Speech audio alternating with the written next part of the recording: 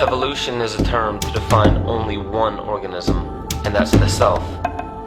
The self is the universe, the self is the Alpha and Omega, God and infinity. And that's the only thing that evolves, because we are all part of the self. Nothing goes through an evolutionary process alone, or without direct benefit to the whole. So when you begin to think that there's this controlling elite, this controlling hand behind the curtains leading the planet to destruction, when you think the end is near, the apocalypse, Armageddon, and when you think we as a species are doomed, it is not they, it is you that brought this about. And for a very good reason. You are evolving. Stop blaming everybody and everything else. Quit panicking about global tyranny and natural disaster and pay attention. Because the world is telling you something, is telling you exactly what is wrong with you and how to fix it.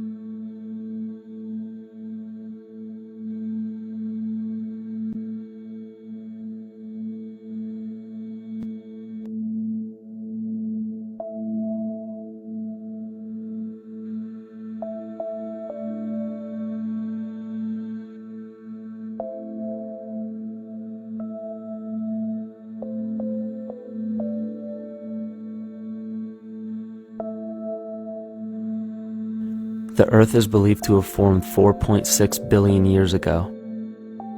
Within the first 150 million years, it began cooling and releasing gases from the lithosphere, which created the earliest forms of the Earth's atmosphere. Prior to the creation of this atmosphere, the sun's ultraviolet radiation made for uninhabitable conditions. But as the Earth cooled further, water condensed in the atmosphere and oxygen accumulated, making way for organic compounds. This spawned single-celled organisms and then plant life. And down through time, the evolutionary chain continued. And then we arrive at a species that does not seem to fit as well as the rest. Homo sapiens' gestation period of 9 months mimics the 3.8 billion year evolution of all life on Earth. The human embryo repeats the evolution of all species. When the sperm and egg unite, this new creation is a single-celled organism. Within hours, this single cell divides and multiplies more rapidly than any other species.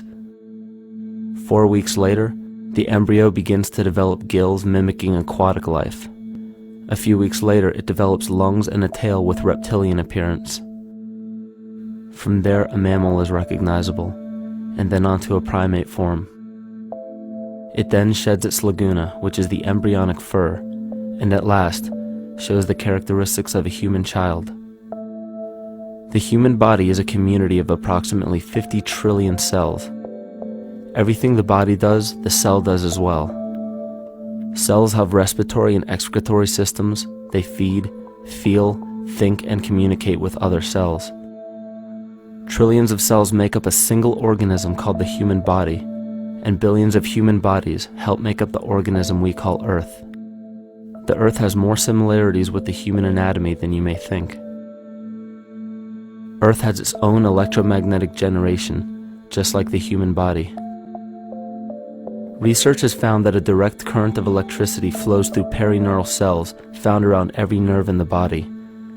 These pathways are called energy meridians and have been used in the practice of acupuncture for at least 2,000 years.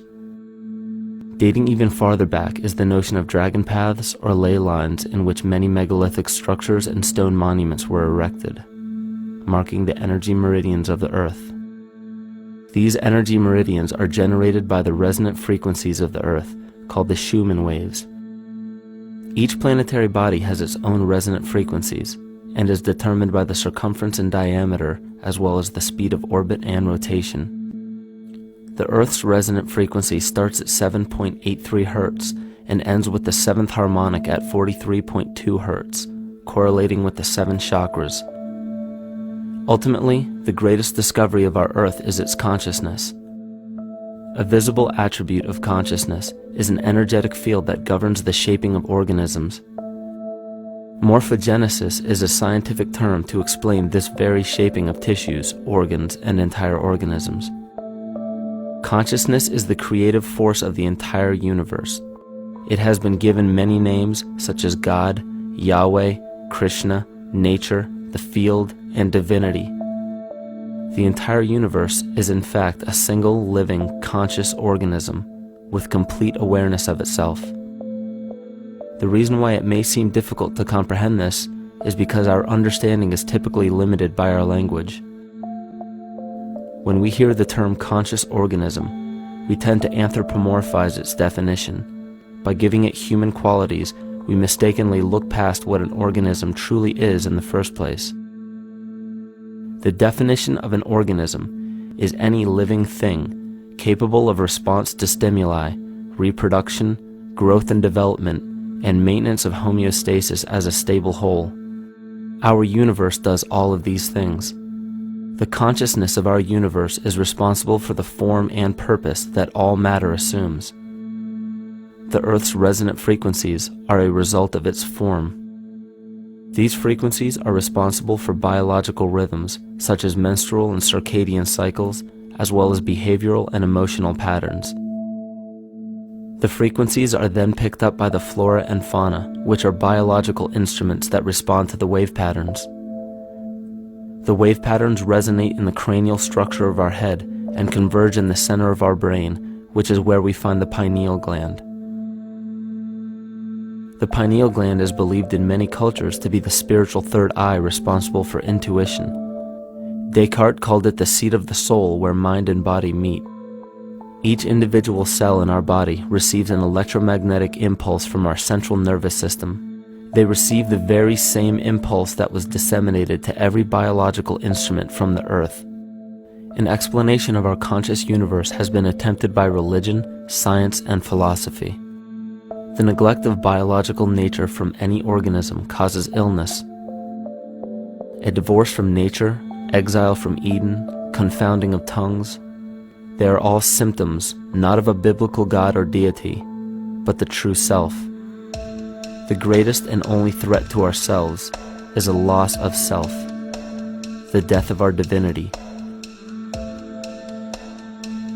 As we barrel through history with oceans of information, yet barely a drop of wisdom, we have to understand how we lost ourself.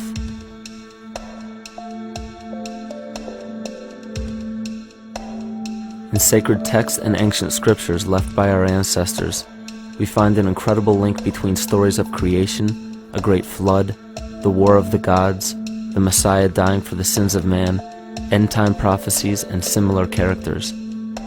These correlations show up in myths from cultures that supposedly had no contact with one another due to distance in geography and time. The common thread we find that connects all of mythology has its roots in the stars. One of the most revealing accounts is the battle of the gods in heaven and the ensuing flood. In the Bible, Lucifer rivaled the Lord and was defeated and cast down to earth.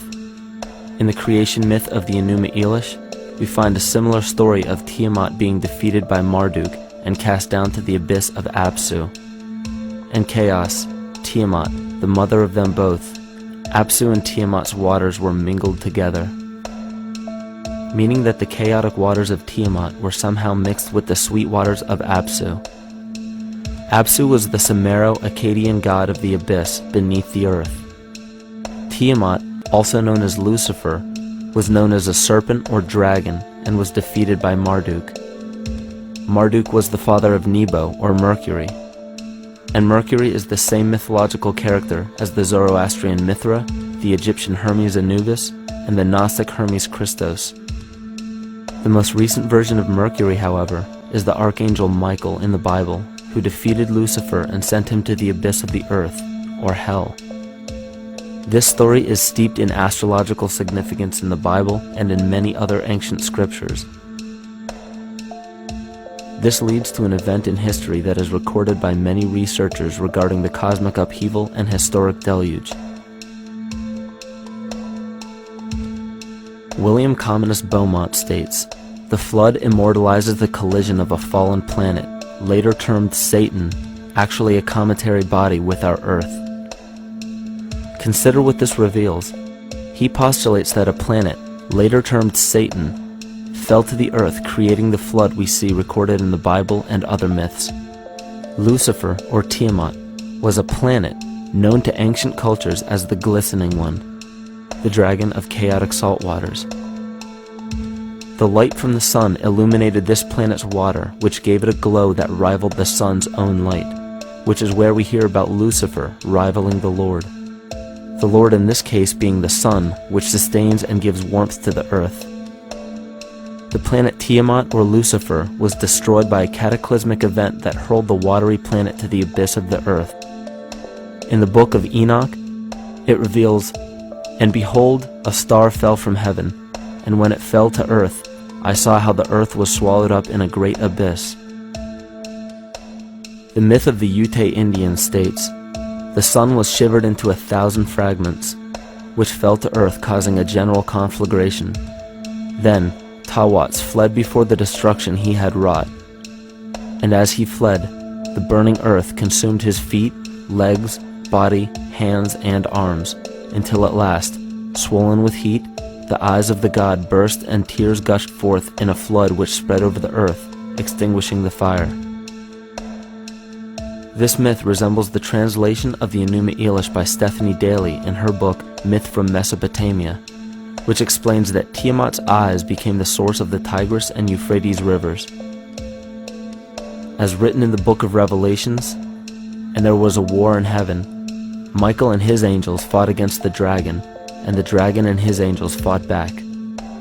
The great dragon was hurled down, that ancient serpent called the devil, or Satan, who leads the whole world astray.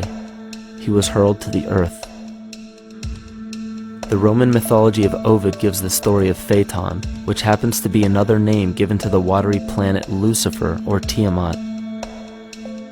This story reveals that Phaeton was a child of the sun and wished to become the sun for a day. Phaeton attempted this feat, and eventually Jove, who is also known as Marduk, destroyed Phaeton, sending him crashing to the earth in flames and put out by a tremendous flood of water from a river unseen before.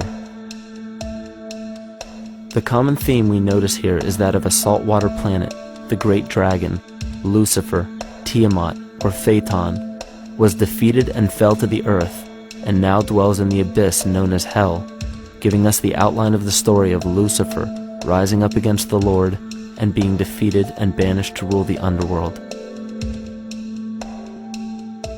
As we know, however, an outline is but a shell of a story. The inner meaning, the spirit of the myth, comes with a deeper understanding of the essence of each planet, not just the physical planet, but the conscious core, because we know now that the proportions and velocity of a planet gives them their own characteristic frequencies, which govern biological and behavioral patterns. These planets reflect the archetypal psychology of man. In ancient times, probably the most important field of research was the study of the heavens. Galactic bodies and their movement through the sky were known to be symbolic of the inner faculties within human consciousness. Within all organisms, outdated science has only explained the physical world measured by our five senses. Only in esoteric religions, mysticism, and quantum fields of science are we to find any attempt at explaining where thoughts and emotions fit into the sense-perceptible world. We also understand now that humanity is a community of cells within the organism of the Earth. The Earth, therefore, is a higher organism that shapes our form and function. This higher organism and all other planetary bodies are governed by consciousness, just as we individual humans are. Therefore, the Newtonian belief that galactic bodies are nothing more than lifeless forms floating in space is tantamount to claiming that we humans are nothing more than a composite of elements in motion. We know that this is untrue because we feel, we think, and furthermore we see the result of our consciousness creating what we call life. Plato wrote, "This world is indeed a living being, endowed with a soul and intelligence, a single visible living entity containing all other living entities, which by their nature are all related." Furthermore, the cosmos is a single living creature which contains all living creatures within it. And in an article out of the Sufi journal, the author writes, "The world is a living spiritual being."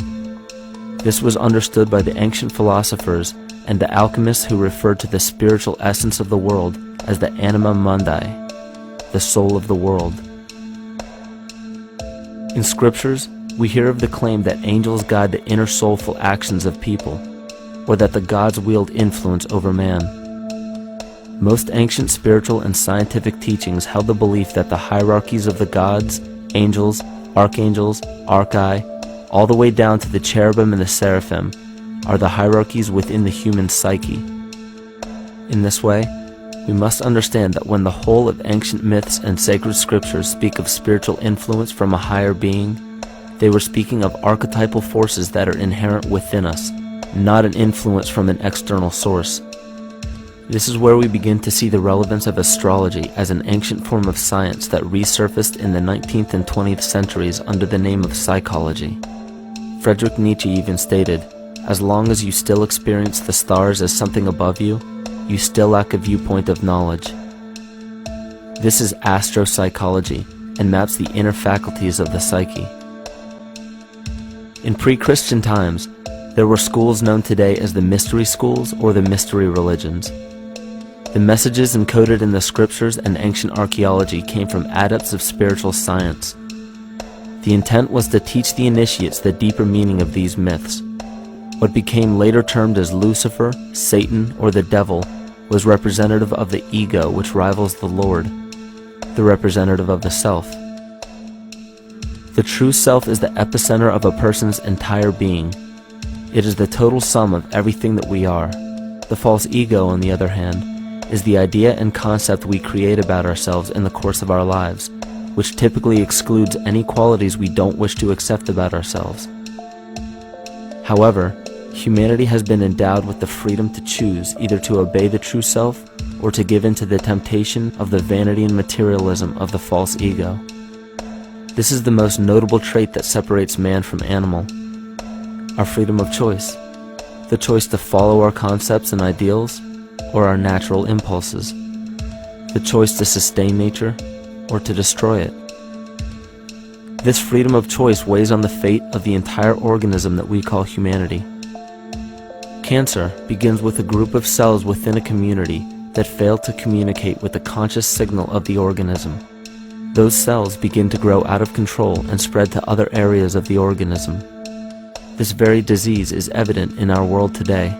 The cancer upon our earth is the domination of our false ego and our divorce from nature. Collectively, among every human, the cancer upon our earth is the domination of our false ego and our divorce from nature. Collectively, among every human, vanity leads to segregation and competition. Competition leads to fear and greed. Greed leads to deceit and immorality. And immorality is the breeding ground for illness, waging war on our earth. Every act of hatred and destructiveness in our world begins with self-hate and self-destructiveness. And it all begins with a breakdown in communication.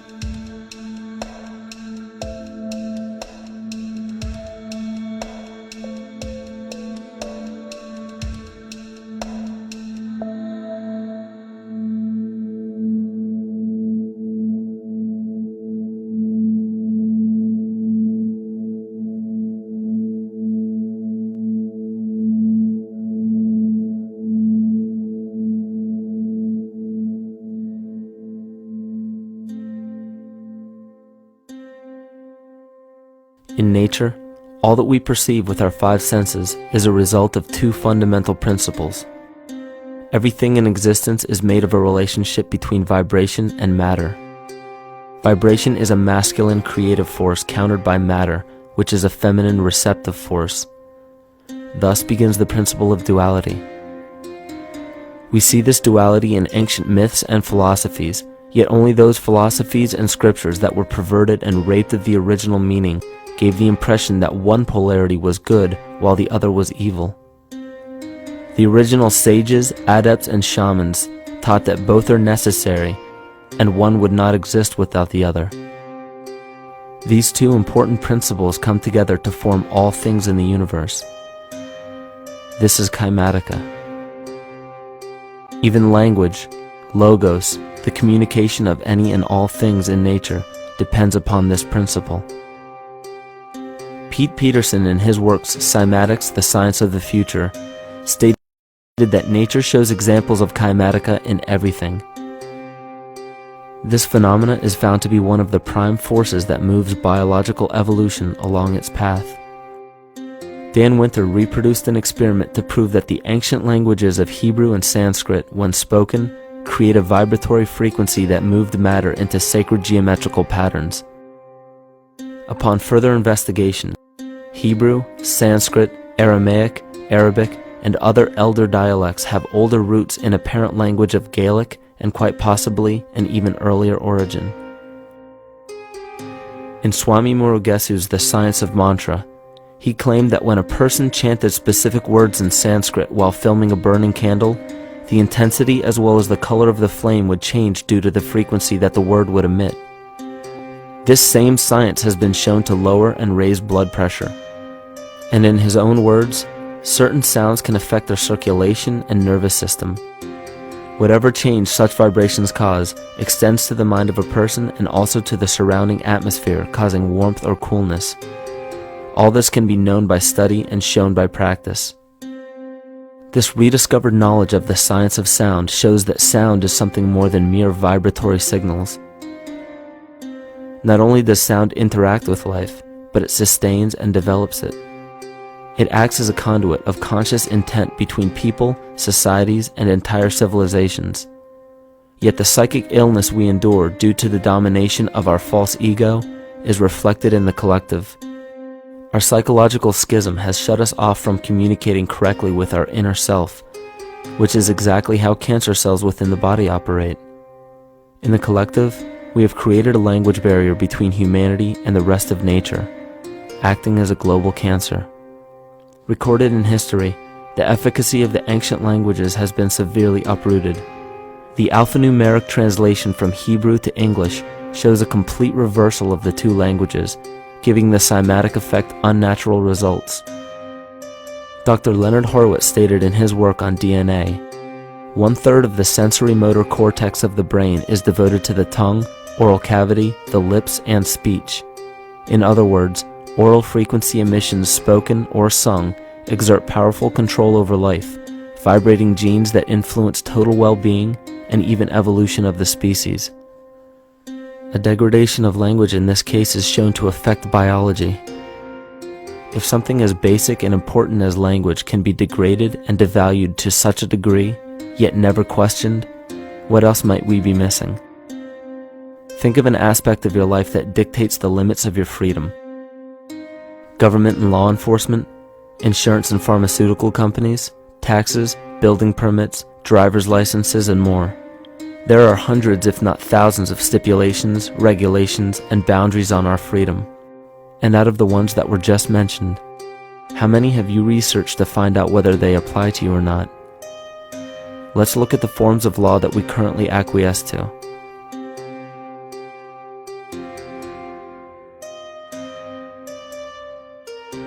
A common misconception among people is that any rule or regulation that governs them falls under one category: law. But there are many other forms of law that people abide by without realizing that they simply do not apply to them. Another misconception is that a nation's constitution gives us our rights.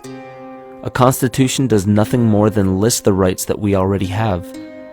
We are born with inalienable rights, endowed to us by our Creator. They are not given to us, and they cannot be given away. The most a person can do with a right is choose whether to exercise it or not. Maritime Admiralty law is what's known as the law of the water. It is superseded by civil law and only applies to those who willingly contract themselves into it. The definition of Admiralty law is a body of private international law governing the relationships between private entities which operate vessels on the oceans. Let's look at how and why a form of law that is fashioned to govern corporations, businesses, and vessels has imposed its rule over natural human beings. This is all done through a form of word magic. A simple perversion of language has made it possible to convince people around the world that these alternative laws apply to them. One of the predominant beliefs in modern culture is that licenses, permits, registrations, and other forms of documentation are required to operate motor vehicles, use public roads, build structures and establishments, engage in free enterprise, and much more. Sadly, these beliefs are based on little to no investigation whatsoever, and are false. This belief structure is perpetuated by Maritime Admiralty law. This form of law was originally created to govern ships docking in foreign nations for the import or export of products and resources. It deals with banking and merchant affairs, not civil affairs. When a product is taken off of a ship and brought into a foreign land, that nation takes custody of the resource and accounts for it with a certificate. That certificate marks the birth date of that product in the custody of the respective nation. Think of why it is supposedly required to have a certificate of live birth in the first place. The Barron's Dictionary of Banking Terms defines a certificate as a paper establishing an ownership claim. So right there, we notice that everyone with a birth certificate is defined as being owned. People are used as collateral with other nations because the U.S. is bankrupt. The United States declared bankruptcy on March 9th of 1933. At this point, the U.S. began taking out loans from a private, non-government affiliated corporation called the Federal Reserve. With no money to pay back the loans, the United States began using the citizens as collateral. All birth and marriage certificates are literally warehouse receipts. Just look at the similarities of warehouse receipts and birth certificates. Both document the date of issue, a serial number, registration number or receipt number, a description of the product, and an authorized informant to notify the appropriate government agency. With all of this information being readily available, the majority of people are unaware of their involvement with Maritime Admiralty law. This is possible through the manipulation of language. This Admiralty law changed the meaning of the word person from a natural living person to a corporation. Driver's licenses, vehicle registrations, auto insurance forms, building permits, gun permits, work permits, tax filing documents, birth and death certificates, traffic citations, and many other forms of documentation that were once believed to be absolutely necessary only apply to persons or corporations. Upon signing such a legal document, you are indirectly waiving your rights under the Constitution and lowering your status to that of a corporation that is created with the same exact name as you. The only way to reconcile your true name from the name of the corporation is to take notice that the corporation has its name in all capital letters. This is known as capitis diminutia maxima. You may take notice that your driver's license, birth certificate, social security card, insurance cards, and more use all capital letters to legally represent the corporation with your name, not you. The corporation is known as an artificial person, whereas you, the human being, are known as a natural person. This deception goes even deeper when it comes to the courts that we attend. When showing up to court, you will notice that there are seats for witnesses behind a wooden fence or barrier. The defendant must cross through the entrance to the other side of the barrier where the plaintiff and judge sit. This act symbolizes the boarding of a ship. At this time, business can be conducted in Maritime Admiralty law. The judge, acting as captain or banker, is responsible for settling the balance between the two sides. This is why there is always a monetary value involved in any court case. The captain is simply dealing with banking and merchant disputes. Once the balance is paid, the case is closed. To turn the court case away from admiralty law where your rights are not protected, you must avoid agreeing to represent the artificial person. This is done by stating that you are the natural person. You don't have a first or last name because those imply corporate title. In a court case, you may state that the court takes judicial notice of your honor's oath of office. Every judge must take an oath of office to practice law, yet you must make it clear to the court and the jury that the judge is acting as judge and not banker. Remember that you are a natural human being of the earth. You are not governed by anything but your own consciousness. Laws are created within a society. The society that created the laws we see being enforced today is called the Law Society. Yet the most beautiful part of this entire deception is the fact that we are not part of the Law Society, so their laws do not apply to us. Judges, lawyers, and law enforcement officers, they're all part of a society. Within that society, they've created their own language that's deceptively similar to English. They have these little things called statutes, acts, and regulations that seem like laws, but they really only apply to those within their society. So that basically means all the traffic violations, minimum age requirements, and everything except for damage to another person or their property doesn't really apply to the natural person. Laws only apply to those within the Law Society. The game being played is an illusion. You can simply choose to open your eyes and reclaim the freedom that you were born with, bound by nothing but the limits of your imagination. These are just a few examples of assuring that your rights are being protected. By far, the most important line of defense against this deception is to be aware of the perversion of language, and be absolutely aware of how you form your beliefs and concepts.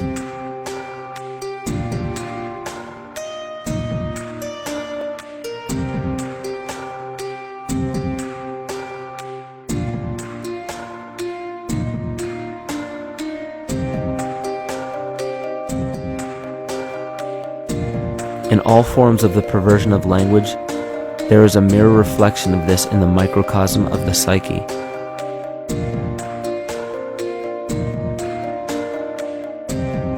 And the problem I see with humanity today is we don't truly know ourselves anymore. We have the 9-to-5 job, we have the house, the children, the bills, the television, the hobbies, and the errands that we run every single day, and we eventually begin to believe that this is who we are.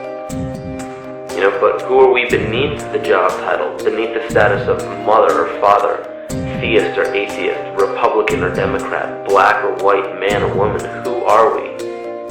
Who are we deep down inside? We don't know, because every time we hear an answer that we don't want to accept about ourselves, we deny it. We'll pass it off and project it onto somebody else and judge them for it. This is repression. And we see what repression can do to us on an individual level, but what about on a collective level of humanity? What happens when the whole world refuses to see what they truly are on the inside?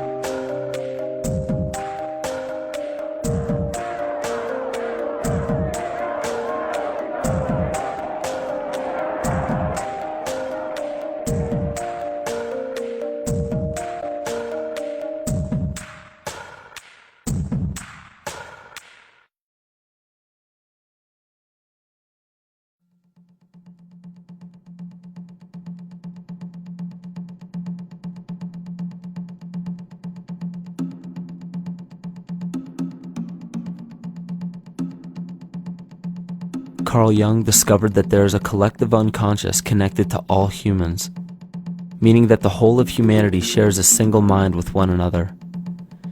This is evident in the world through accounts of shared mythology and symbols, the study of morphic fields, and with the science of kinesiology. This collectivity is a global example of the unconscious mind of the human body, in which trillions of cells share a similar signal. This parasite, called our false ego, requires a continuous flow of sustenance to survive. Food, fuel, and any other form of sustenance is energy. Human consciousness is an electromagnetic field of energy. When this potential energy is utilized, it then releases kinetic energy, which is used to perpetuate the false ego. This scenario occurs in the smallest parasitic organisms, all the way to a collective organism called humanity. A parasite will release chemicals that cause the host to crave the sustenance that the parasite needs to survive. As long as the host is unaware, it will keep feeding the parasite and starving itself. In a similar way, Wilhelm Reich stated that whole societies suffer from a psychosis caused by starving our organic biological impulses. He states that sexual suppression supports the power of the church, which has sunk very deep roots into the exploited masses by means of sexual anxiety and guilt. It engenders timidity towards authority and binds children to their parents. This results in adult subservience to state authority and to capitalistic exploitation. It paralyzes the intellectual critical powers of the oppressed masses because it consumes the greater part of biological energy. Finally, it paralyzes the resolute development of creative forces and renders impossible the achievement of all aspirations for human freedom. In this way, the prevailing economic system, in which single individuals can easily rule entire masses, becomes rooted in the psychic structures of the oppressed themselves. What Reich was showing in this powerful quote is that on a collective level, the suppression of a natural function, whether biological, spiritual, or emotional, will result in an abnormal reaction, a psychic disease. This illness or disease is reflected into the masses through a collective unconscious and acts as an epidemic. Humanity is plagued with an incapacity for freedom, meaning that people en masse lack the ability to govern themselves on a psychic level, and this manifests in the macrocosm as government and organized religious powers, thus opening the throne, our national and individual throne, to anyone and anything.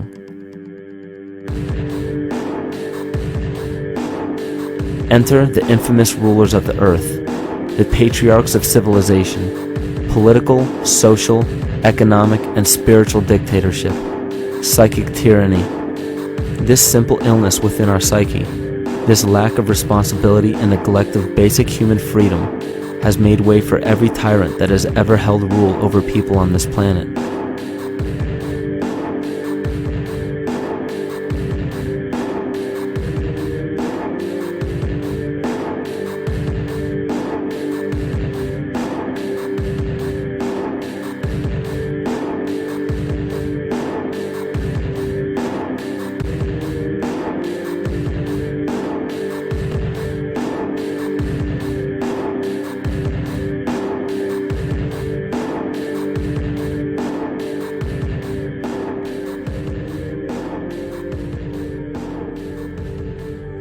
But these oppressive tyrants that are demonized by the masses are no different than us. In fact, they are one with us.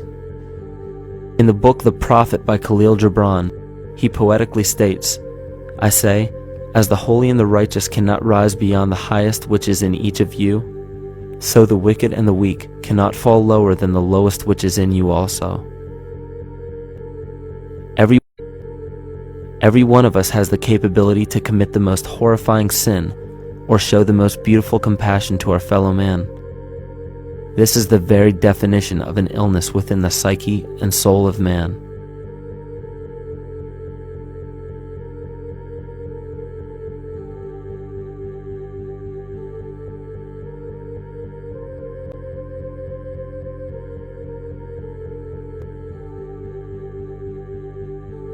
Think of any position of power that you believe to be above you. Royal families, government leaders, the United Nations, financial organizations, corporate monopolies, and media juggernauts. These are all facets of our false ego. They are the physical advent of our own sickness. They require our conscious participation, our conscious energy to survive. Because without our cooperation, without supplying them with the sustenance of complicity, they starve. Their very nature depends on our desire to be ruled. And a typical symptom of the illness among humanity today is our continuous denial of our illness. Repression. We consistently repress those qualities we choose not to accept about ourselves. This is why it is so difficult to see the false ego and its multiple manifestations for what they truly are.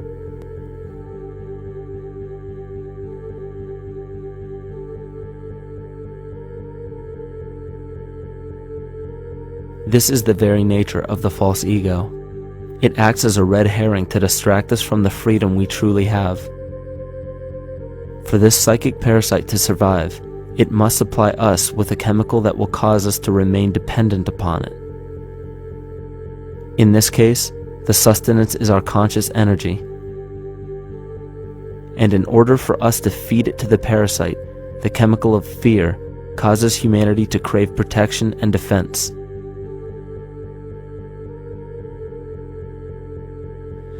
The functions of the body to survive can be broken down to two basic functions for any organism to survive. You have to be able to grow, maintain yourself, take care of your biology, but you also must be able to protect yourself, so that if you're just growing and you can't protect yourself, you'll become food for something else. So the survival involves a balance between growth and protection.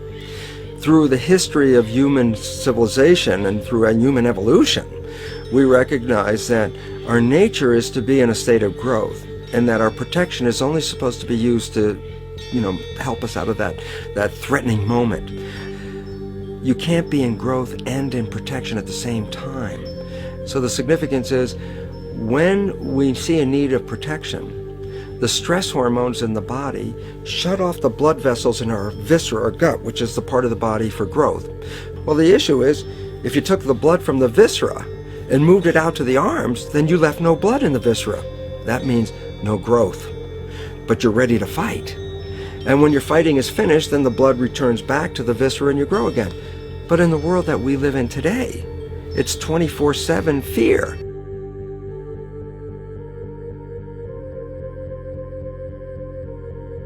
So we have a continuous dripping of that stress hormone into the body. It's just dripping all the time, getting us ready to run or fight or flight at any moment at the drop of a hat. We're ready to go because we're on guard. Well, the problem is, what does that mean about your allocation of energy? And it says, we're spending most of our energy in protection. You cannot survive if you're in protection all the time.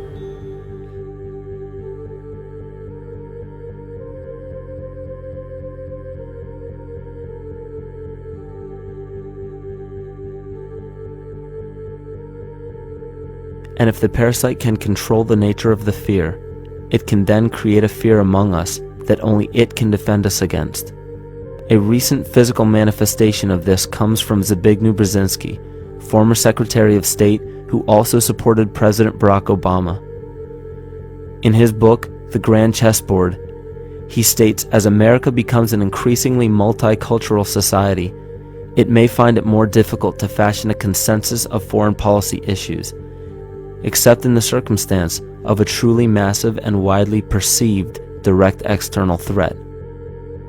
Even the Reichsfuhrer of the Nazi Party, Hermann Göring, sums up this game of supply and demand perfectly when he stated, "The people can always be brought to the bidding of the leaders." That is easy. All you have to do is tell them they are being attacked and denounce the peacemakers for lack of patriotism and exposing the country to danger. It works the same in any country. It also works the same in every individual psyche. Just remember that the false ego has only one desire: to become greater and more powerful than the true self. This illness causes us to believe that we are separate from nature. This is why we see such a rise in the dependency of technology. This is why we see such little stewardship for the earth and the environment. And this is why we see bigotry, racism, sexism, and every other form of discrimination possible that leads to crime, violence, wars, and eventually, the global destruction of the organism.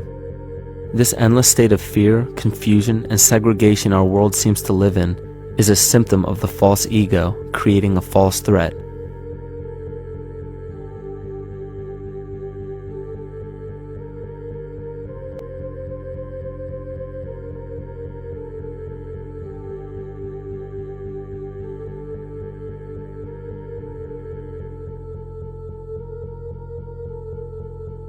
many of the United States presidents have blood relations with each other. The Bush lineage has blood ties to a great number of former presidents. George Washington, Millard Fillmore, Franklin Pierce, Abraham Lincoln, Ulysses Grant, Rutherford Hayes, James Garfield, Grover Cleveland, Teddy Roosevelt, William Taft, Calvin Coolidge, Herbert Hoover, Franklin Roosevelt, Richard Nixon, and Gerald Ford.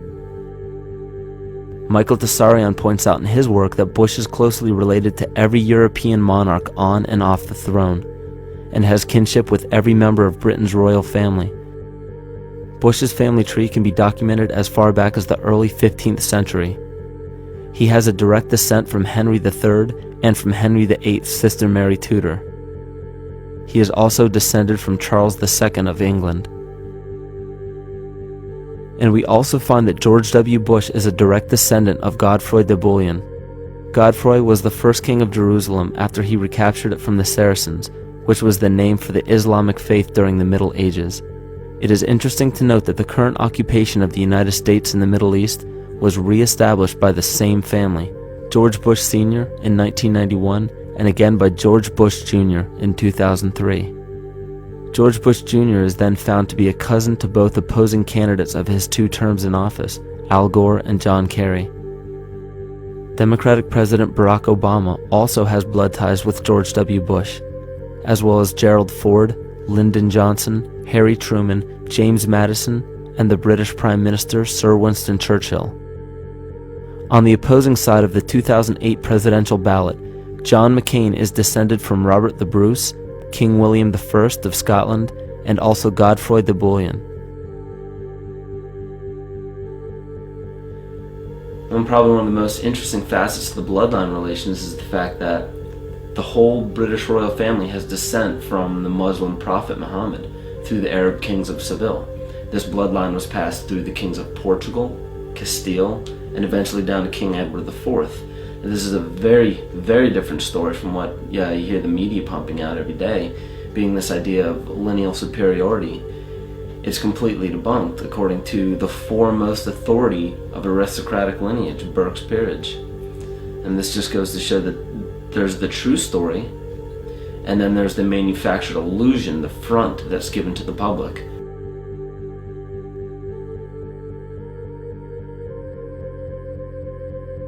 These blood ties go on and are documented thoroughly through literature such as Burke's Peerage and other comparable books. The point of all of this is that we find not just the same people, but the same intent within the people who have held high positions of monarchy, dynasty, aristocracy, and democracy in the past and present, and they are all related by a physical and symbolic link. This bloodline carries the symbol of our illness.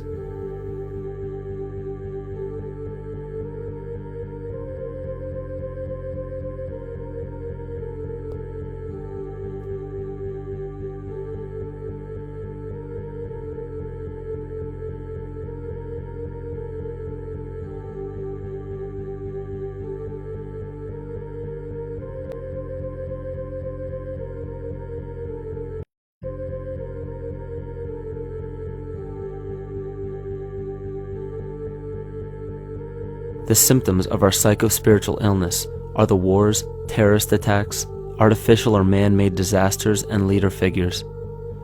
As long as the people remain oblivious to their inner drives and inner nature, they will always fail to recognize why these events take place and why these figures rise to such powerful positions. The reason why we have failed for thousands of years to conquer these archetypal rulers permanently is because for thousands of years we have been fighting the symptoms of an illness and not the root cause. For every corrupt government that falls at the hands of a revolutionary, oppressed people, 2 more will rise in its place every time, because the root cause of a corrupt government does not exist in the individual leading that government. It exists within the psyche of every individual, because an unaware host to a deadly parasite will do anything to avoid accepting his own incapacity for freedom.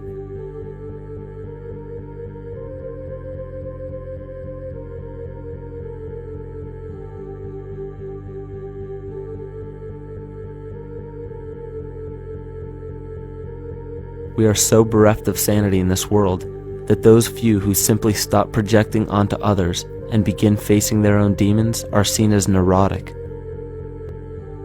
An article written in the 1950s states that studies showed that individuals who had been isolated from their familiar social and cultural environment became neurotic. This shows that when those individuals had no object to identify their darker emotions with, they began to see these things in themselves, that which they refused to recognize before, and were unaware of why they appeared and how to cope. Facing our true inner self is virtually unknown in our world today. This is why no matter how many civilizations rise and fall, it is our collective consciousness that creates our governing apparatus, not individual people.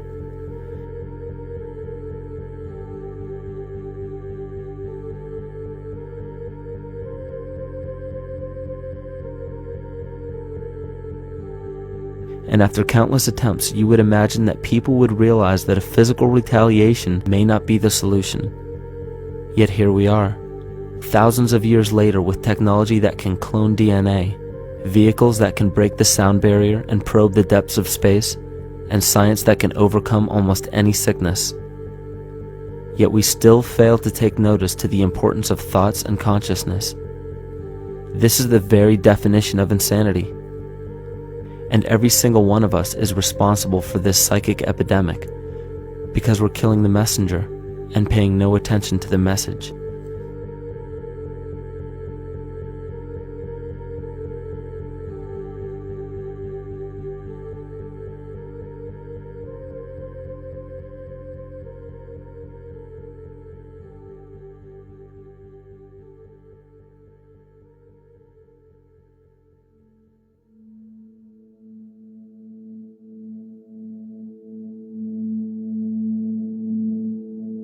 During the 1990s, 3 Nobel laureates in medicine advanced research that revealed the primary function of DNA lies not in protein synthesis as widely believed for the past century, but in electromagnetic energy reception and transmission. Less than 3% of DNA's function involves protein manufacture.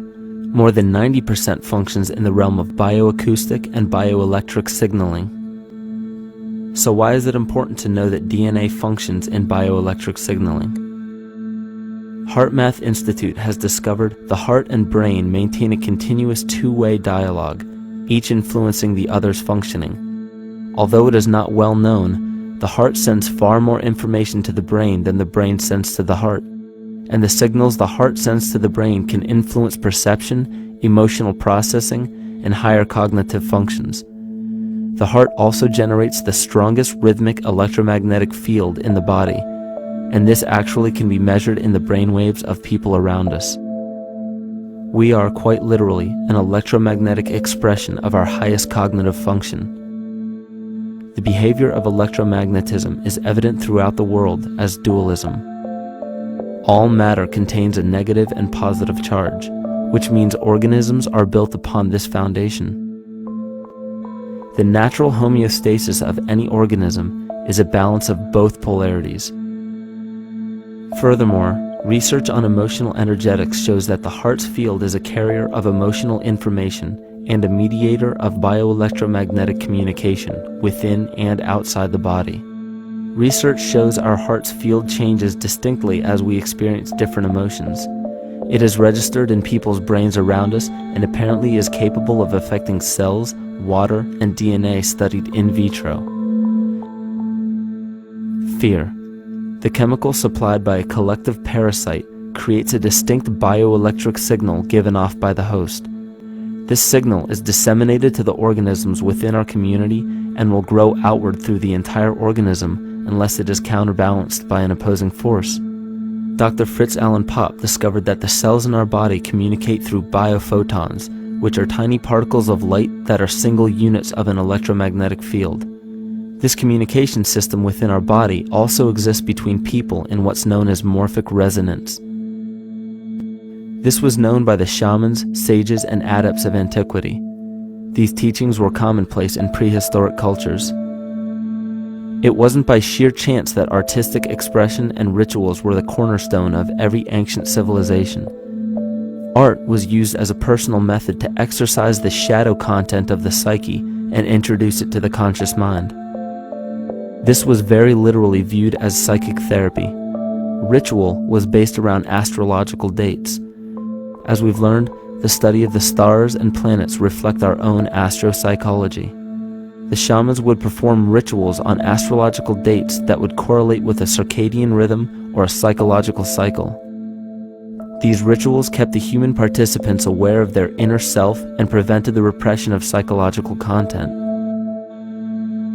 As long as people were facing their inner demons and accepting them as their own, they were not collectively projecting them into the physical world. If you bring forth what is within you, what you bring forth will save you. If you do not bring forth what is within you, what you do not bring forth will destroy you. The progeny of our psychological disease began growing rapidly after a series of catastrophes forced the collective into a somatic state of fight or flight. This lowered the immunity of the population by introducing a state of immense stress.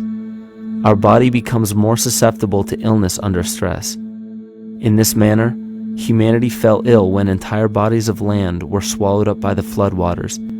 This uprooted many tribes, chiefdoms, and civilizations from their homes, and their ritual practices that were used as a conduit for psychic wellness were put on hold in order to survive the catastrophe and seek new homes. The shamans were spread to many new areas of the world. This information has been suppressed. We are made to believe that advanced civilizations such as ancient Egypt and the Mayans of Mesoamerica came about with no prior rudimentary remnants or evidence of evolving intellectual artifacts to bring them to their peak. We are meant to believe that their incredible knowledge of mathematics, astrology, agriculture, economy, polity, and architecture came out of nowhere.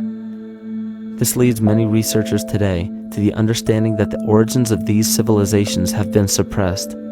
Not surprisingly, the force that has guided the suppression of this knowledge comes from the exact bloodline of the political and religious leaders stated previously. These are some of the notable book burnings and suppression of important texts in our history.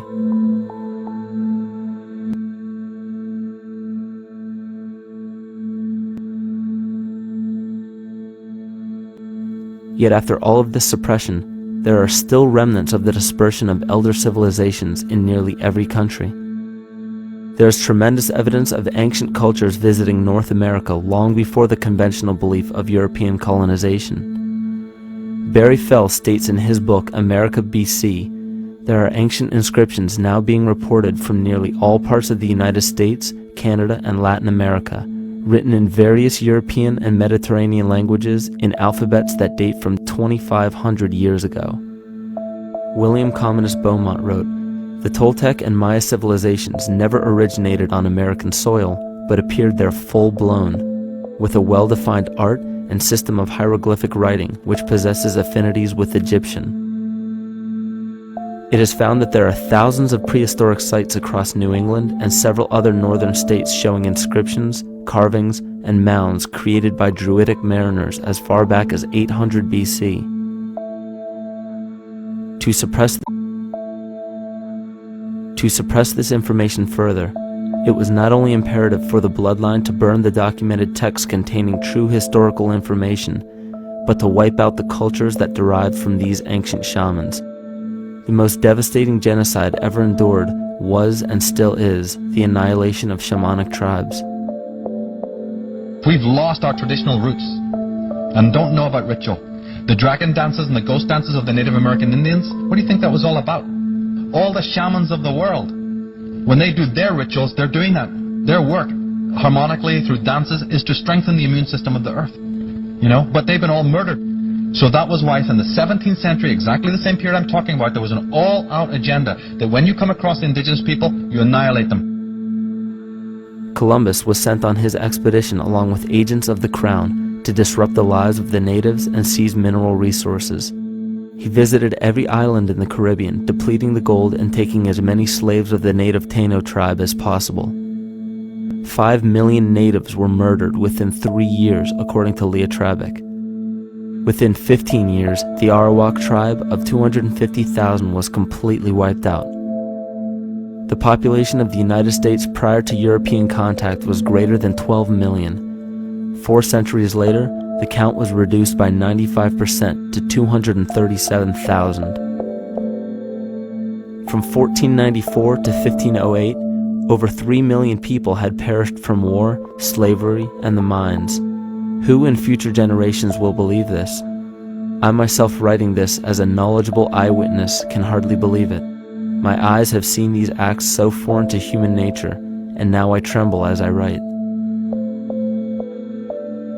Another agent of the false ego bloodline was Hernando Cortez, who decimated the Aztec tribe and plundered their mineral resources. This again was the case through Cortez's second cousin, Francisco Pizarro, who conquered the Incan Empire in Peru. These atrocities are seen throughout Africa, New Zealand, New Guinea, East Timor, and are still seen today in Canada. This was a deliberate attempt to bury any surviving remnants of the ancient world and our true history. It is a naive mistake, however, to categorize and blame everything and everyone involved with politics or religion for this suppression of knowledge.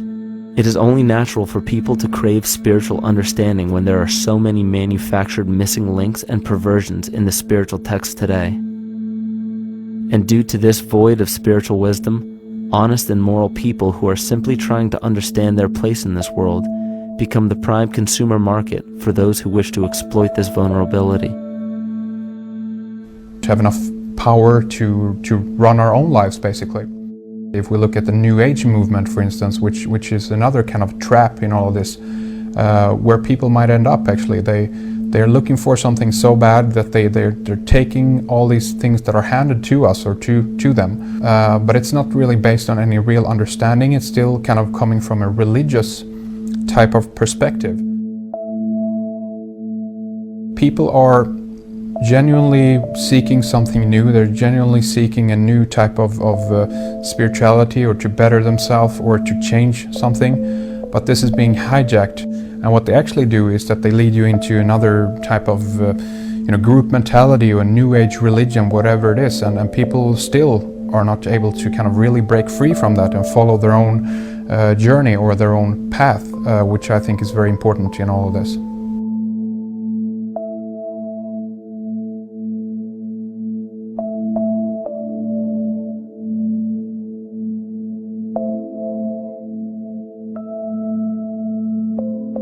In the pre-Christian era, there were several cults of incredible power, most notably the stellar, solar, Saturnian, lunar, and mushroom cults. It is simple to see that worshippers of the lunar goddess comprised of the lunar cult. The worship of sun gods were indicative of the solar cults. The Saturnian cult, which consisted of Phoenicians and Canaanites, worshipped El or Eli. The biblical exodus of the Hebrews from Egypt showed that they entered Canaan and merged the lunar cult of Isis, the solar cult of Ra, and the Saturnian cult of El to form Isis, Ra, El, Israel. The old Israelitish cult and mythology, the Yahweh worship, the patriarchal legends, the sojourn in Egypt, and so on, are rooted in the religion of the sacred fungus, developed from the underlying fertility philosophy of the ancient Near East. The Jewish mitre, Muslim turbans, and military berets are derivations of the symbol of the mushroom cult. One of the first and most prominent, however, was the stellar cult, and a number of these ancient cults were created for shamanic purposes and earthly stewardship, yet some were taken over with different intentions. Just as you would imagine in any establishment of power, smaller cults formed within the main cults to worship individual deities. The cult of Mithras and the cult of Dionysus are 2 examples. You still today can see the Mithraic or Phrygian cap on the symbol of the seated Liberty dollar, the coat of arms of many countries, the reverse side of the flag of Paraguay, the seal of the United States Senate, and even involved in the solar cult holiday that we now call Christmas. In the cult of Dionysus, many festivals were celebrated, such as the Greater Dionysia, celebrated in Athens around the spring equinox.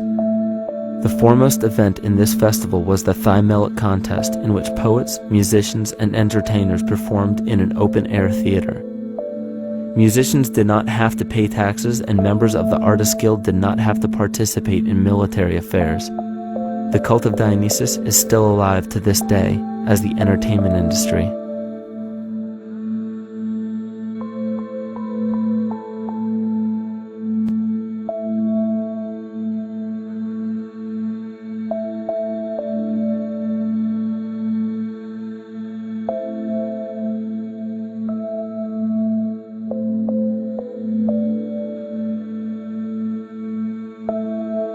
These cults still exist in many important positions of power throughout the entire civilized world.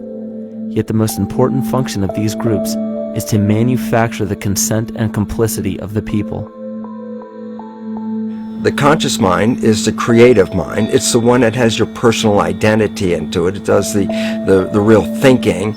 And then there's a subconscious mind. Well, there's no entity in it. The subconscious mind is the equivalent of a tape player. It records behaviors, and then at the push of a button plays a behavior. It's automatic. It's a very convenient thing, because then we don't have to relearn all the time. Once you know it, you can make a pattern. The problem is that the basic patterns of belief and behavior that are programmed in the subconscious mind came from our teachers, primarily our parents, our family, and our community. So most people don't even understand how easily we're influenced by our environment. Every person that we encounter, every single situation that we're faced with, every little word that's said on television may not seem too influential to our conscious minds, but your unconscious is designed specifically to let every environmental signal influence you without your awareness. So the question is, are we leading conscious or unconscious lives? And now neuroscience has told us in the unfolding of our lives, only 5% of our life is controlled by our conscious mind, and 95% of the time controlled by the subconscious with programs from other people that were installed in there. And the problem is, it means when those programs are playing, we don't see them. And the skeptics will sit there and say, consciousness, archetypes, astrology? No. We create things with our hands, not our minds. Archetypes aren't physical. They can't influence me.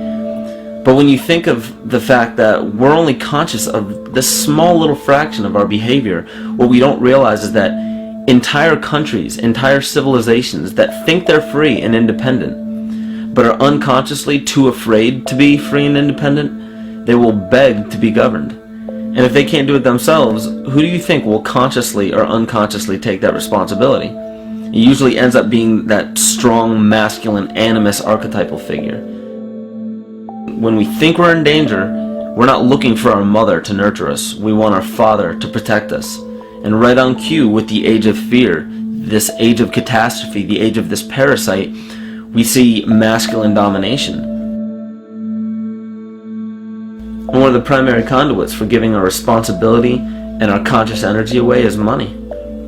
We surely don't want to admit that our dependency on money is flawed, because that would imply that the fault is our own. And God forbid we take responsibility for our lives, so we blame the money. This is the cornerstone of the entire illusion being built around us by the false ego. Money is said to be the root of all evil, yet it cannot be evil because money is only a symbol. Symbols carry only the faith and spirit of the observer. This means that the symbol of paper money, yet it cannot be evil because money is only a symbol. Symbols carry only the faith and spirit of the observer. This means that the symbol of paper money evokes and surfaces the evil intentions and inherent flaw of our false ego. Money only exists because we agree to accept it as valuable. And to further illustrate our incapacity for freedom, we've given the control of our faith-based money to a private corporation instead of the federal government. There is no law stating that we have to use Federal Reserve notes as currency. We choose to because we fear the alternative: independence.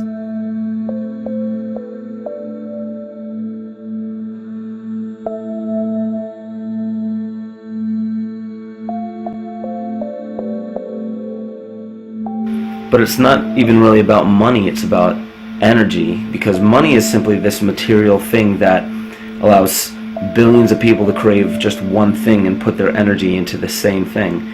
It's not the plasma TV or the house or the lifestyle or the job or the significant other or the status that we're really after, because we know that we're empty.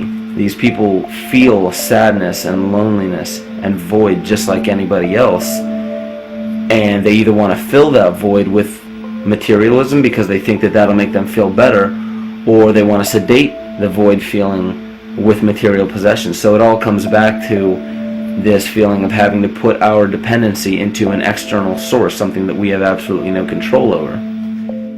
What we're seeing right now is with all the competition of each other destroying each other, wars, competing for material existence, raping the planet and tearing it apart to get some pieces of it to hold in your hands and say you won the game. Every one of those moves is destructive not just of the planet but of human civilization, because human civilization will thrive with cooperation and will die with competition. And if you operate from these truths, then you end up with the extinction that lies before us. You see, we all have demons, so to speak. We all have inner demons in our lives, but we expect to see devilish monsters or dark apparitions when you think of a demon, kind of like what you'd see in the cinema. But our demons are really the people in our everyday lives, the people that we argue with, the people that we envy or hate, the ones we physically or emotionally harm in some way, shape, or form. And it's not because we envy or hate qualities in these specific people as much as we hate the fact that they remind us of ourselves. They reflect qualities about ourselves that we wish we had more of, or that we wish we didn't have at all. So what do? We alleviate that pain not by fixing or fighting our own demons, but by harming the people that remind us of our demons, by harming the people that remind us of the things that we don't like about ourselves. And when we become frustrated that we're not in control of our emotions because we don't really know what's affecting our emotions, we take it out on others. We take it out on absolutely anything else that can show us or act as a catalyst for our hatred. And so we do the same thing to animals. Animals are perfect because they can't defend themselves. And it's a perfect catalyst for our inner aggression, our confusion, our hatred. Just take it out on something absolutely helpless. Just imagine how unconscious a person has to be of his or her actions to torture or mutilate or brutalize any living thing.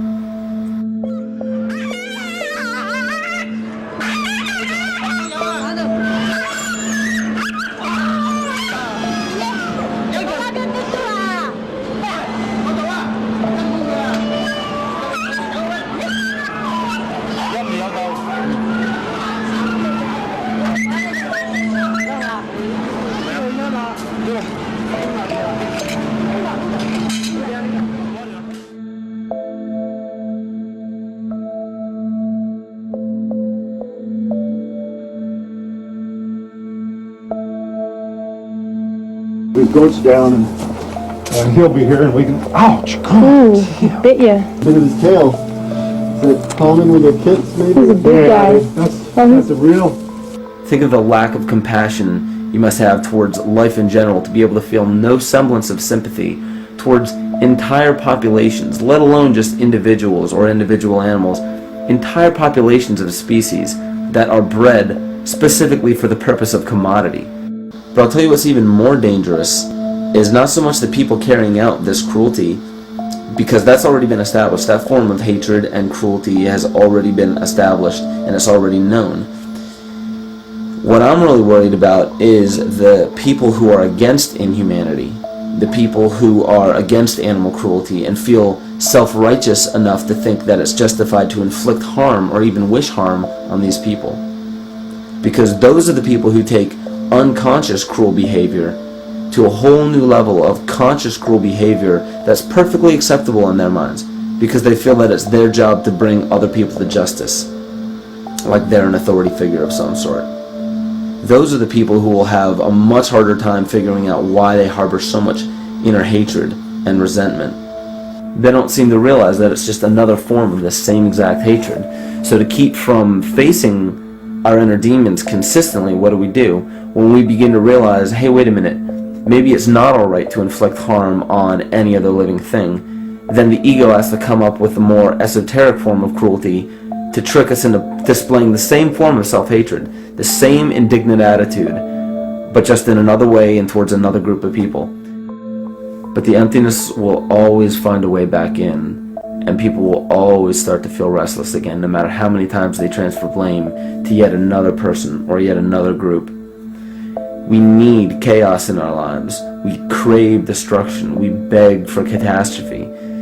Because if we don't have these things to act as a form of exorcism or a catalyst for us, we start to notice these things in ourselves, and that's what we don't want. You see, we can deal with wars. We can deal with terrorism. We can deal with stock market collapse and economic collapse. We can deal with these things. But once we start to notice this chaos within ourselves, that's what we're really afraid of. We'll take 1,000,000 September 11ths over one moment of true insight towards our self-hate.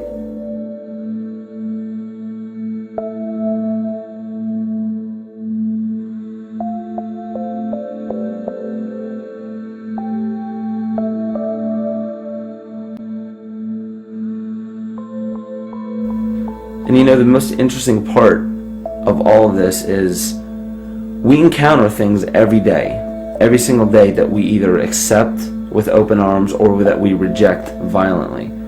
The interesting part is not really what we're accepting or rejecting as much as what it is inside us that makes us feel compelled to a certain thing or repelled from a certain thing. There's this fundamental dual behavior of muscular strength or weakness, attraction or repulsion.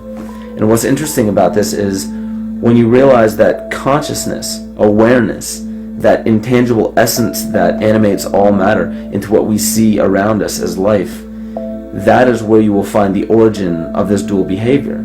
It's been explained as the inhalation and exhalation of Brahma, the contraction and the expansion of Ahriman and Lucifer in an anthroposophical setting, the active and the passive qualities in electricity, the masculine and feminine qualities, yin and yang, existence and nothingness. These are all ways to explain the same behavioral process that begins with awareness, it begins with consciousness. And if you get rid of all the images and concepts in our minds of these sayings in your head and just try to feel the difference between the two polarities, you'll begin to notice that all of the different scenarios and possibilities that are playing out in the world all spawn from this common origin.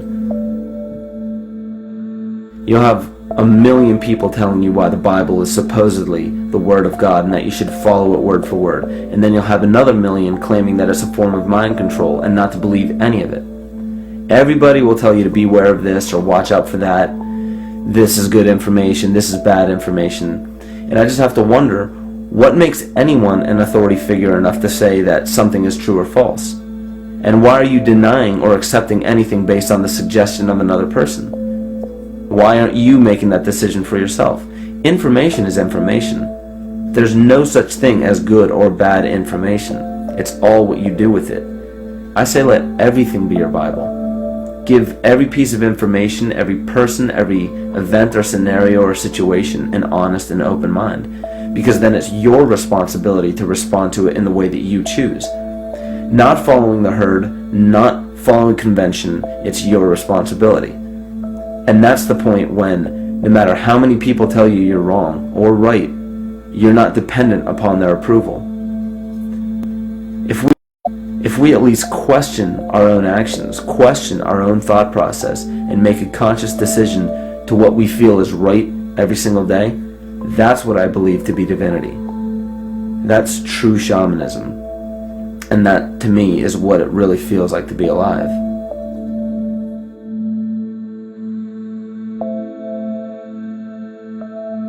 In this conscious, living universe, there are no laws of nature, just habits. There is nothing external to the universe to enforce a law upon it.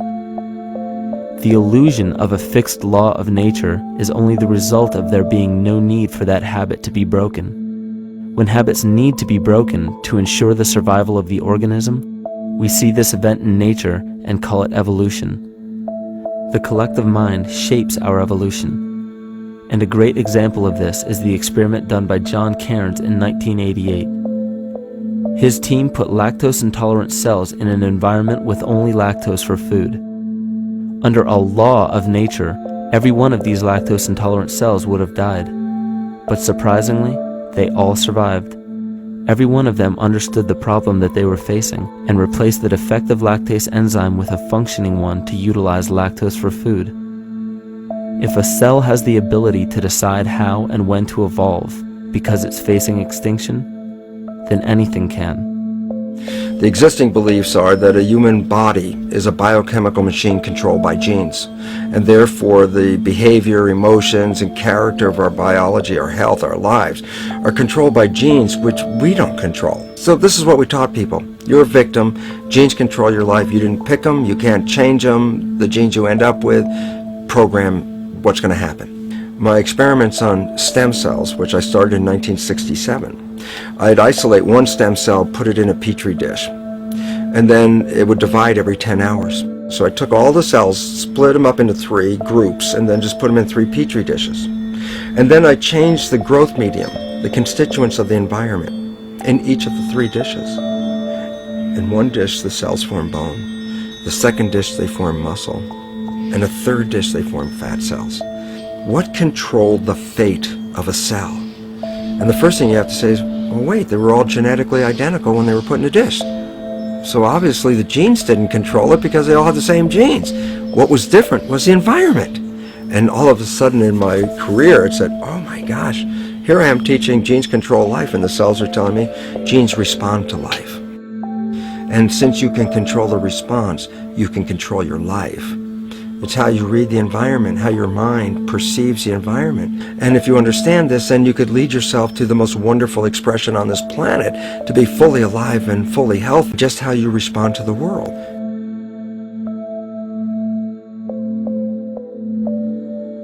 In the face of financial collapse across the world, political and religious wars raging tirelessly, and an ever-growing feeling of being lost and void of meaning, there is a great amount of energy being pushed to the surface of the collective mind. Evolution does not come about gradually. It happens in spurts and fits, and comes about due to a tremendous need for the organism to survive. We are now at a point in history where we will choose. We will choose to become sovereign or remain dependent, to face our true self or continue fighting a ghost, to become well or allow this disease to grow, to live or to die. The choice is yours.